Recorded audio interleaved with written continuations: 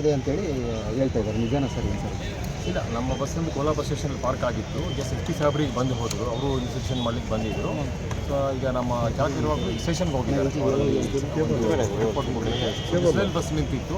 So ಅದನ್ನು ಹೊರಗಡೆಯಿಂದ ಸರಿಯೋದು chances ಕಡಿಮೆ ಅನಿಸುತ್ತೆ, ಯಾಕಂದರೆ ರಸ್ತೆಯಿಂದ ಆ ಕಡೆ ದಾರಿ ಇರಲಿಲ್ಲ. ಈ ಎಡಗಡೆ ಕಲ್ಲು ಬಿದ್ದಿರೋದು, ಈ ವಿಂಡೋ ಗ್ಲಾಸ್ಗೆ ಯಾರಿಗೇನು ತೊಂದರೆ ಆಗಿದೆ. ನಮ್ಮ ಚಾಲಕ ನಿರ್ವಾಹಕರು ಬಸ್ಸಲ್ಲಿದ್ದರು ಅಂತ ಹೇಳ್ತಾರೆ. ಪ್ರಯಾಣಿಕರಾಗಿ ಯಾರು ಬಸ್ಸಲ್ಲಿ ಒಳಗೆ ಇರಲಿಲ್ಲ, ನಿಂತಿತ್ತು ಅಷ್ಟೇ. ಅದು ಎಡಗಡೆ ಒಂದು ಕಿಟಕಿ ಗಾಜಿಗೆ ಒಂದು ಗ್ಲಾಸ್ ಬಸ್ಟ್ ಆಗಿದೆ. ಸೊ ಅವರಿಗೆ ಸ್ಟೇಷನ್ಗೆ ಹೋಗಿದ್ದಾರೆ ಅದನ್ನು ಚೆಕ್ ಮಾಡಲಿಕ್ಕೆ. ಸೊ ಏರ್ ಬಸ್ಟು ಬಿಸಿಲಿದೆ ಆಗಿದೆ ಅಂತ ಕೂಡ ಒಂದು ಹೇಳ್ಕೊತಾರೆ. ಇನ್ನೊಬ್ಬರು ಕಲಿಸ್ತಿರೋ ಅಂತ, ಬಟ್ ಅದು ರಸ್ತೆಯಿಂದ ಬರೋ ಚಾನ್ಸಸ್ ಕಡಿಮೆ. ಬಸ್ಸಲ್ಲಿ ನಮ್ಮವ್ರು ಇಬ್ಬರೇ ಇತ್ತು, ಯಾರಿಗೇನು ತೊಂದರೆ ಆಗಿಲ್ಲ, ಕಾಶಿ ಯಾರು ಇರಲಿಲ್ಲ. ಸೊ ಹಾಗಾಗಿ ಇದನ್ನು ನಾವು ಇನ್ನೂ ಪರಿಶೀಲನೆ ಮಾಡಬೇಕಾಗ್ತದೆ, ಎಕ್ಸಾಕ್ಟ್ ಏನಾಗಿದೆ ಅಂತ. CCTV ಫುಟೇಜ್ ಚೆಕ್ ಮಾಡ್ತೀವಿ. ಸೊ SP ಸಾಹೇಬರು ಅವರು ಬಂದು ಹೋದ್ರು, ಈಗ ಅವರದ್ದು ಪರಿಶೀಲನೆ ಮಾಡಿ ಅಂತ ಹೇಳಿದ್ದಾರೆ. Whether it is Airbus or ಬೇರೆ ಯಾವ ಥರ ಆಗಿದೆ ಅನ್ನೋದ್ರ ಬಗ್ಗೆ ನಾವು ಇನ್ನೂ ಪರಿಶೀಲನೆ. ಬೆಳಗ್ಗೆಯಿಂದ ಆಪ್ರೇಟ್ ಇರಲಿಲ್ಲ.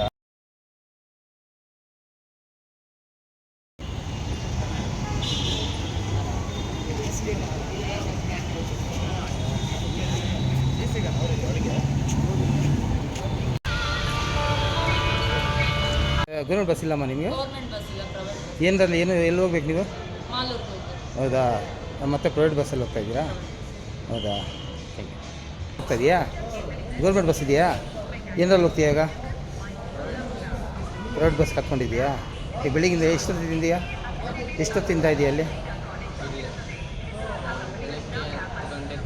ಜೋರಾಗಿಲ್ಲ. 10 ಗಂಟೆಗೆ?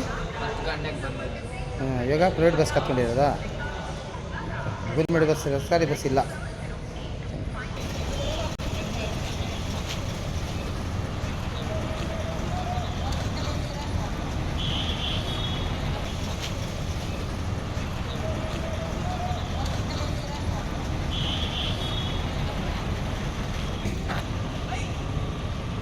ಟಿಪ್ಪಿದು ಜನರಿಗೆ ತೊಂದರೆ ಆಗ್ತೀರಾ ನೋಡ್ಕೊತಾ ಇದ್ದೀರಾ?